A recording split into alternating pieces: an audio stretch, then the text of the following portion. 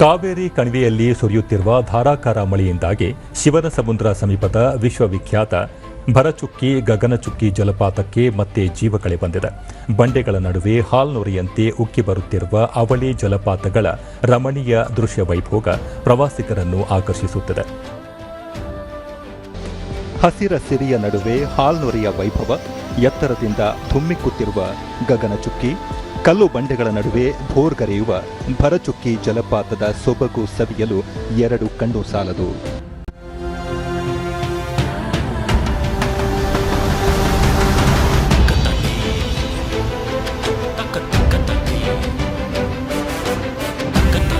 ಚಾಮರಾಜನಗರ ಜಿಲ್ಲೆಯ ಸಿಂಶಿ ಹಾಗೂ ಭರಚುಕ್ಕಿ ಜಲಪಾತ ಬಂಡೆಗಳ ನಡುವೆ ಭೋರ್ಗರೆದು ಹಾಲ್ನೊರೆಯಂತೆ ಹರಿದು ಬರುತ್ತಿದೆ. ಜಲಪಾತದ ರಮಣೀಯತೆಯ ರಸದೌತಣವನ್ನು ಕಾವೇರಿ ಮಾತೆ ಉಣಬಡಿಸುತ್ತಿದ್ದಾಳೆ.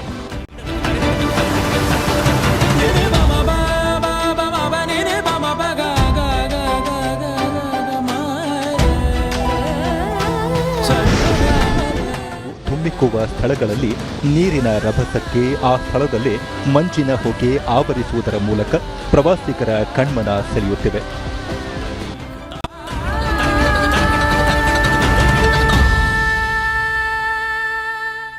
This is wild Karnataka.